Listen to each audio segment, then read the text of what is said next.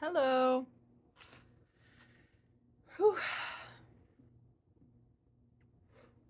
It is very nice out today, outside, and it's very nice out inside too, where I'm inside with my electric blanket and cup of tea. This is, I don't remember what kind of tea it is. I think it's non-caffeinated chai tea. Um, and something that I'm really thinking about today is this need for rest. Rest just in general is such a crucial concept for resilience when it comes to everything from how we affirm or guide our energy throughout the day, um, or throughout the week, or how we choose to put on hold these kind of pressing, worrisome, big picture, long term life questions. Um, Rest is so essential in order to maintain a sense of security and um, emotional encouragement to realize that the path is attainable, it's sustainable long term, and we have constant rewards throughout the course of the path. Because, especially when you are on an ambitious, driven path where you know that you are living authentically in line with your integrity, which is what you love about yourself and what you love about your life, you're really living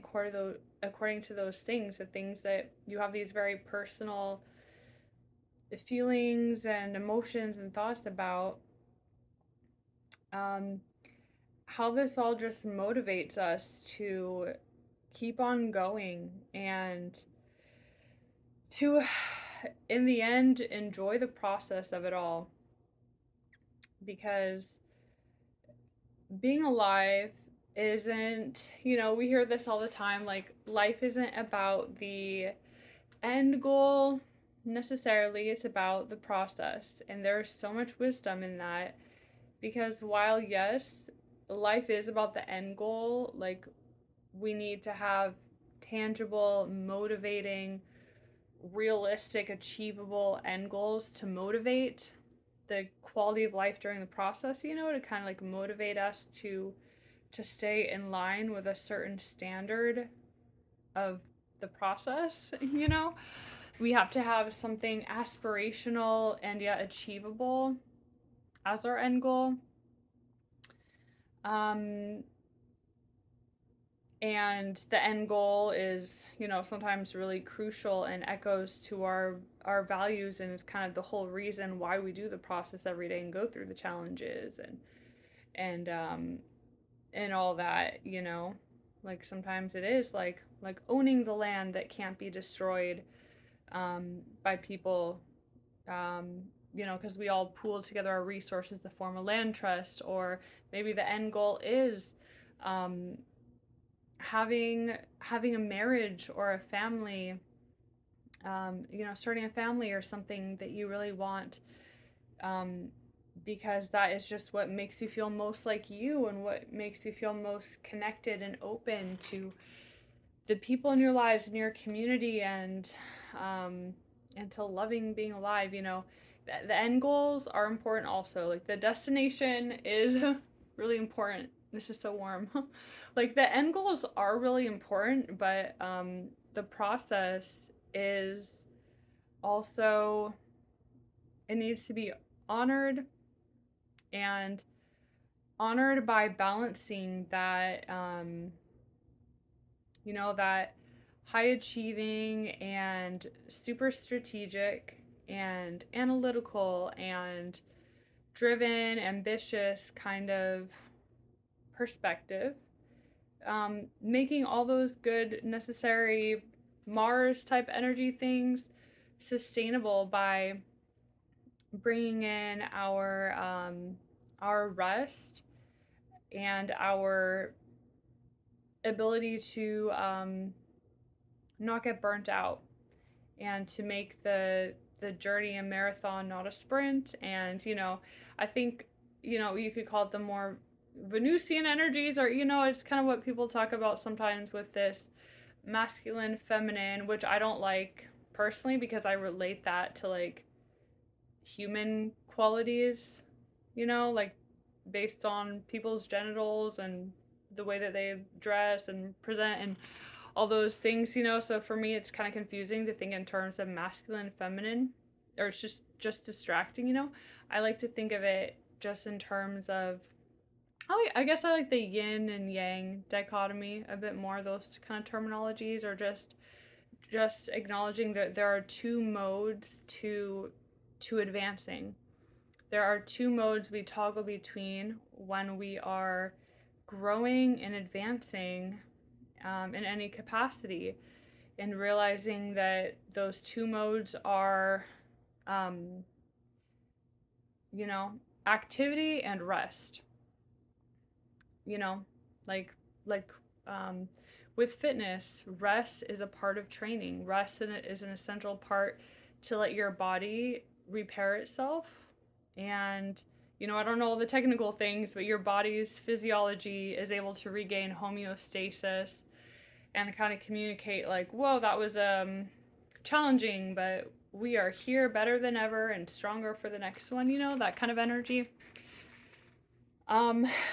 yeah, and something that I think is important to remember about rest also, especially when it comes to the way that we organize our day, our week, our seasons of our life, phases of our life, is remembering that a part, and even this can be applied to exercise and stuff also, it or just any project you're working on. It's this idea that rest is just changing focus. Like rest doesn't have to be, you say like, well, what is rest? Rest doesn't have to be like laying down necessarily, or inactivity, so to speak. What it means is inactivity regarding that specific topic or that specific action, that specific project. It means that you take an intentional break from doing that type of thing. It doesn't mean that you are in just like, what I want to say, hibernation, addiction. Of course, I'm going to relate things to pre-recovery memories of like addiction, where it's kind of like, um,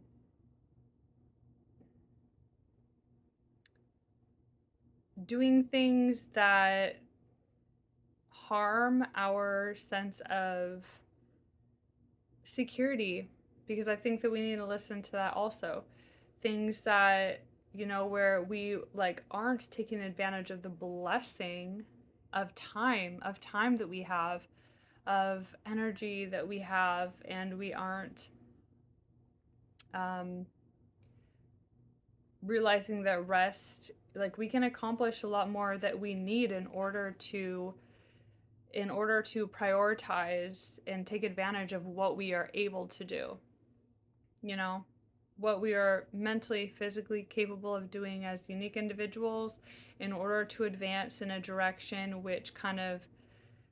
keeps us secure and emotionally feeling safe and reassured, and trusting ourselves that we are on this path. Um, So, rest can look like just changing your focus. Instead of lifting weights, we stretch a little bit, or we just do some gentle walking, and we are moving our body, but the focus is not so much on like exercising our muscles or improving our cardio, as it is just like getting fresh air, just a gentle movement, being upright, just feeling our body, having that mind body connection, and allowing ourselves to enjoy some beautiful nature or some time with friends, you know? Rest can be, um, while we are in the middle of some kind of project, instead of, we start to feel exhausted, burnt out, not have that clarity, not even know how to phrase our questions to other people and asking for help on this project. So we can, just put it on the back burner and be like, in a couple of days, I will be refreshed and ready to approach it with new eyes and a new perspective. And who knows what information might come in the meantime, which might make me realize maybe I don't even need to do this part I'm stuck on, or maybe there's another option, or maybe I can figure it out as I go, and I don't have to have this part figured out up front, and so we can let it go. There's a lot of ways our perspective can change, in really empowering ways that remind us we are in control and give us that sense of encouragement and assurance, so that we feel like more trust and motivation and like, yes, I can do it, and we can continue being consistently available and persistent in the challenges that maybe aren't so flexible, the challenges that we don't have that control over, the challenges that for whatever reason we're unable to kind of just neutralize, so to speak. So yeah, rest. I just really love. It's made a big difference to me. Understanding rest as changing focus, and I think especially with like very, you could relate this to hypervigilance. I do personally. You could relate it to ADHD. You can relate it to um, just emotional dysregulation, OCD, worrying, being caught in the mind. This idea of like we're trying to keep track of things mentally all at once, our energy, our mind is kind of scattered. So we see something and it opens up this big train of thought, and we feel like this sense of urgency, like we have to take care of it, like those kind of lines of our mind working. I think that with rest, it's important to have some, um, to use that idea to both say like if my mind is getting distracted with all this stuff, it means I'm bored. It means I need to change what I'm doing to rest on whatever it is I'm attempting to accomplish right now, and to do something that is more conducive to the mood that I'm in right now and like the mode that I'm in. So maybe, like doing some chores, getting more into our body, just putting on a podcast or whatever. Um, or maybe it means writing to really focus this mental desire to strategize and have an action plan and feel in control, so we can see everything in front of us, um, and just kind of, instead of, when we're like, okay, I want to be doing this thing, I need to accomplish this thing, I'm having all these emotions and thoughts, instead of condemning that mode or desire of our mind, I think this idea of rest as a resilience skill, it really allows us to more be like, okay, I can just acknowledge that this isn't the mode that I'm in right now, and I can, come back to this good and necessary task. I can come back to it later. I can, you know, work smarter, not harder. I can do some other task that is conducive to the mode that I'm in right now, which will allow me, when I'm done, it will maybe change the way that I feel in my body, the focus of my mind. Um, and that way we don't get stuck in these self-fulfilling prophecies of identity, where we say, oh, I notice this pattern, therefore I am ADHD, or therefore I am just constantly hyper vigilant and I just can't keep track of one thing at a time, you know? It's a way that it doesn't we're working with ourselves, not undermining ourselves while we acknowledge that there's this, these kind of labels that can help us understand patterns that we observe, but having a different way we relate to our understanding of those patterns and what it means for us and how to interpret them, because I think it's much more helpful to, um, yeah, just change the flow of our energy instead of feeling down on ourselves or feeling like there's something wrong with how we are experiencing things or with how our mind analyzes information, understanding that all we have to know is that we are always good and whole, and that's the baseline assumption. And that if our mind is in a different mode, then we say, okay, mind, I hear you, I'm going to change my behaviors to help support you to make the most out of the mode that you're in right now, take advantage of this beauty within you. And then I'm going to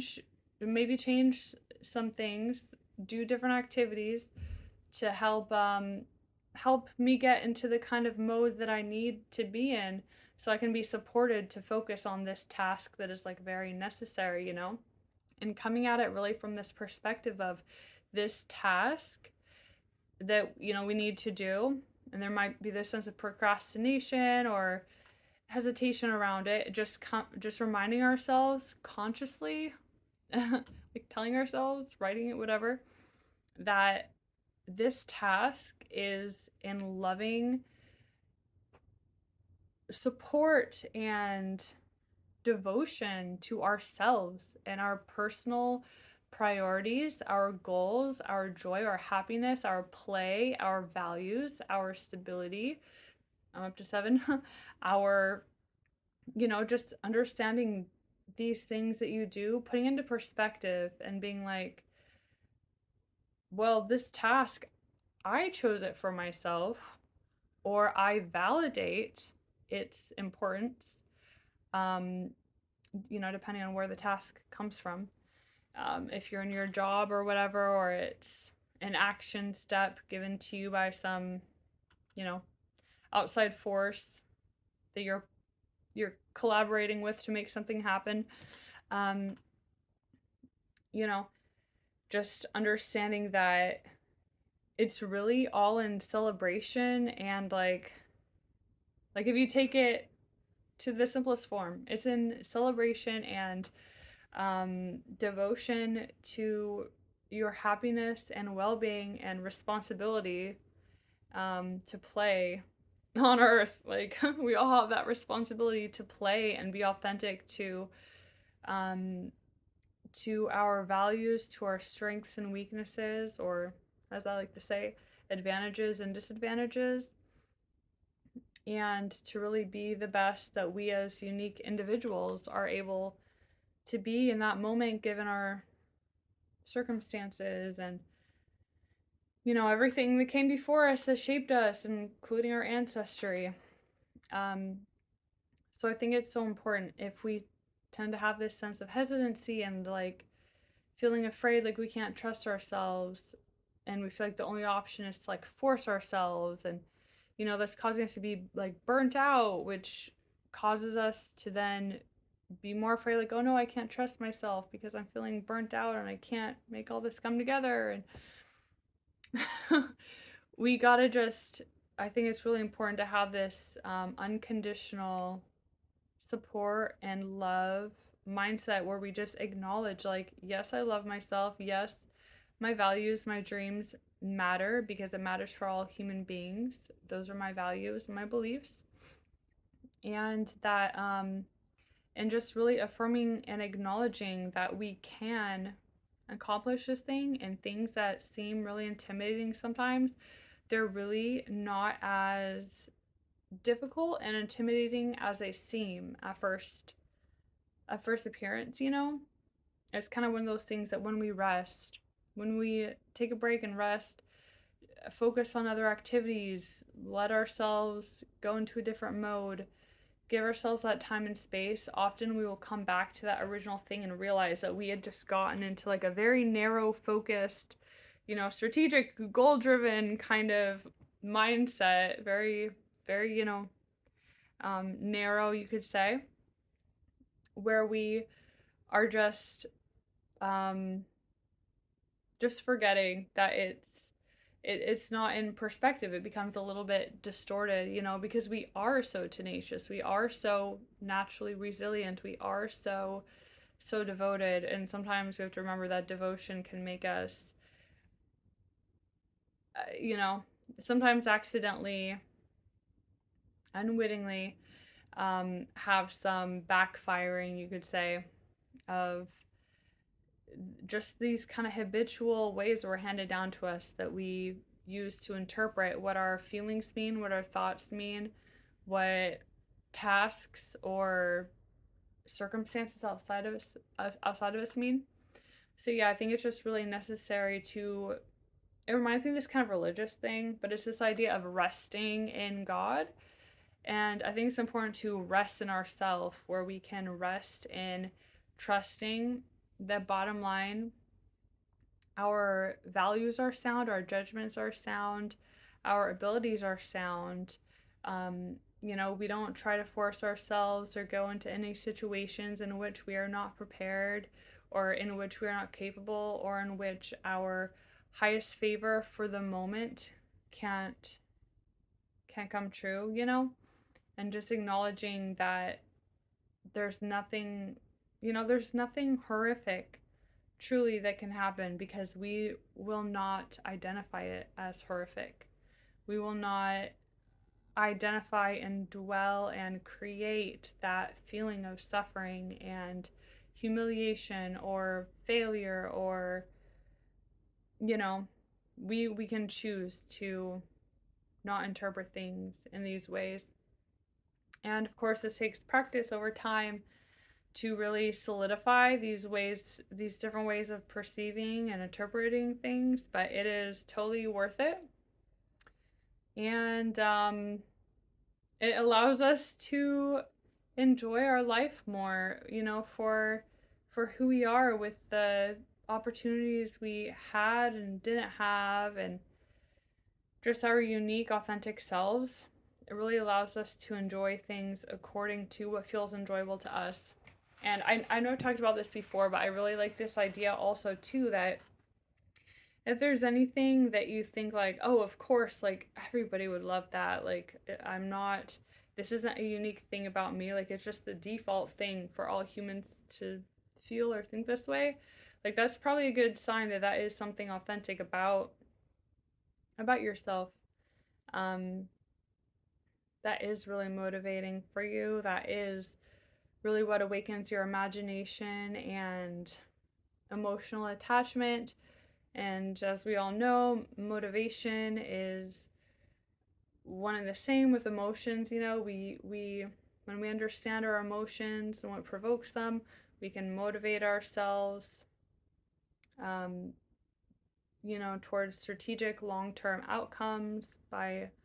understanding our emotions. And yeah, it's really important to understand what are these things that really propel and drive us, and give us um, that sense of being in tune with what is authentic to us, and acknowledging that however things come out for us, it truly is perfect for who we are, and um, all that we are able to express at this point in time. And yeah, so yeah, this idea of rest, it's just so important in order to, well, as a resilience skill, in order to maintain our energy, our sense of security and focus and assurance, and emotional motivation that things are happening and that we are on this track, and that it is feasible for us. and all these inspiring things which kind of allow us to go out of our comfort zone and have more of that,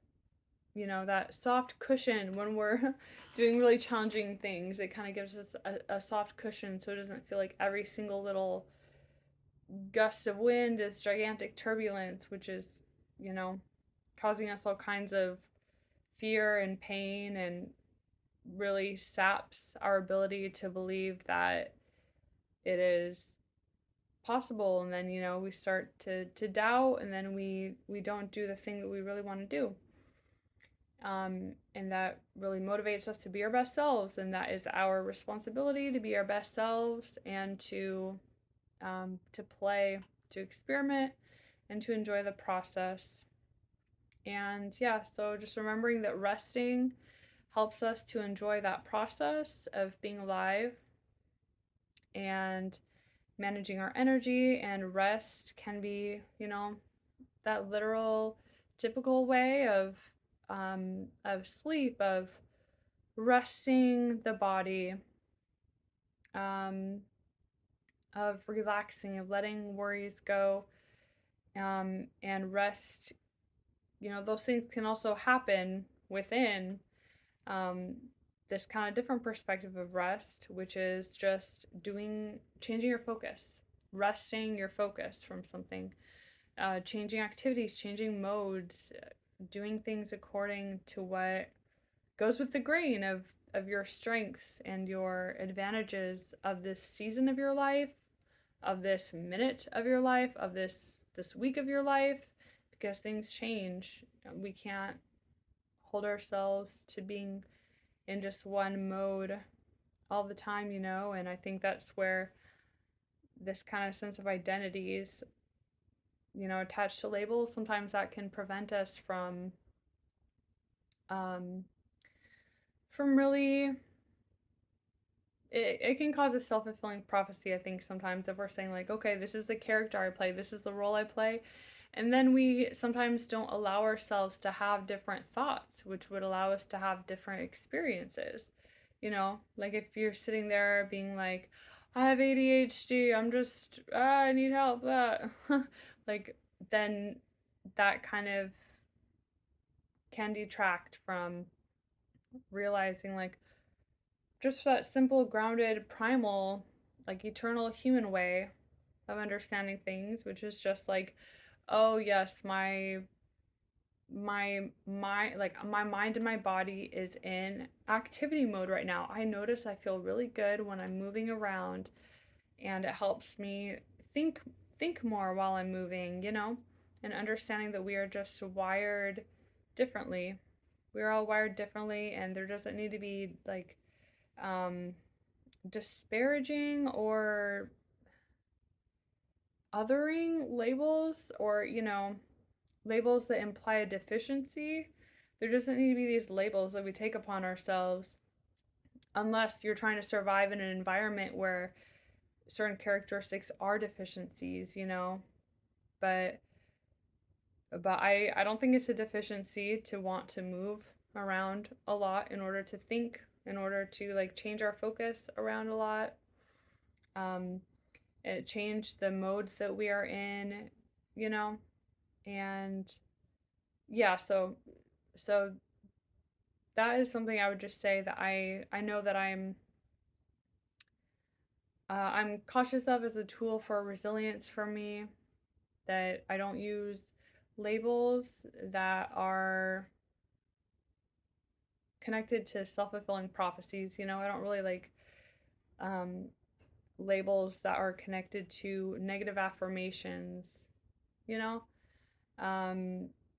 unless it's something that you personally understand in your life is just a reality and you're at peace with it. And we all have different ways of understanding things, and um, what works best for us individually. So anyway, I really affirm for you that you will be able to have some experiences where you figure out that what that rest looks like for you and how it can actually help you in really practical ways to manage um, these distracting chains of emotions we can have based on our thoughts. You know, something happens where we react to our own selves sometimes, and those emotions can become really distracting and can just continue this pattern of dysregulation and distraction ultimately. So um yeah, I think it's I just yeah, I affirm for you that you'll be able to practice and just notice ways that you feel um like you're in a different mode than what you think you should necessarily be doing, or according to some strict schedule you made. And giving yourself the flexibility to alter the order in which you do things, or alter the priority, or to ask other people for help, or um, just whatever it takes to maintain feeling in control and emotionally motivated, and feeling like you are prioritizing your personal goals and desires in the path that you have identified yourself to be on. And yeah, just feeling like what is rest like for you? What does rest look like when you're both, allowing your body to regenerate type of rest, allowing your mind to regenerate type of rest, and allowing your your emotional motivation, like using that to its advantage by resting your focus and just doing different activities and being responsive to your own state that you realize yourself to be in. And yeah, it's really exciting, this whole journey of resilience. After recovery, especially, it can kind of affiliate us with the mistrusts that come along with institutional treatments and this kind of negative affirming of the self, and these kind of despairing assumptions of the world and what's possible for us, and loss of dreams. And so I think it's really helpful to understand these things in terms of recovery, since everybody is, um, has used some kind of coping strategy, some kind of addiction, negative addiction at some point, in order to sustain some other essential aspect of their life, the, of the way that their energy is organized in the world. We, and we are continuously learning as recovered people how to use our resilient skills, so that less and less we are making sacrifices that, sacrifices where we're trying to build up areas of our life, but the sacrifices that we're making, we don't realize it's actually collapsing the foundation. And so then we can't even get to the thing we're trying to build all our sacrifices up towards. So I think that's a really essential part of understanding ourselves as recovered people, understanding addiction in general, whatever your addiction is, substances, shopping, and gambling, sex, um, relational patterns, and good addictions, um, positive focuses and passions and beliefs and hobbies and careers and um, skills, and all these things. So yeah,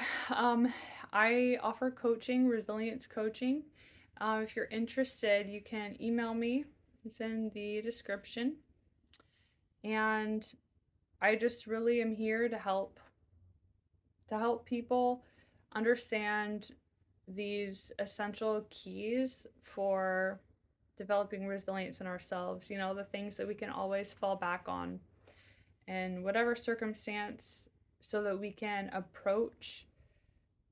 our orientation to life and our relationship to ourselves and other people with an optimistic, rewarding perspective, so we can feel like we actually can dream, that it's actually worth it, that it's actually feasible and attainable, and we have regular rewards, emotional rewards, to continue to build our trust and confidence in the process and in like the universe, like life in general, to be like, okay, I have entirely different perspective on what life can be, because I believe that all human beings deserve to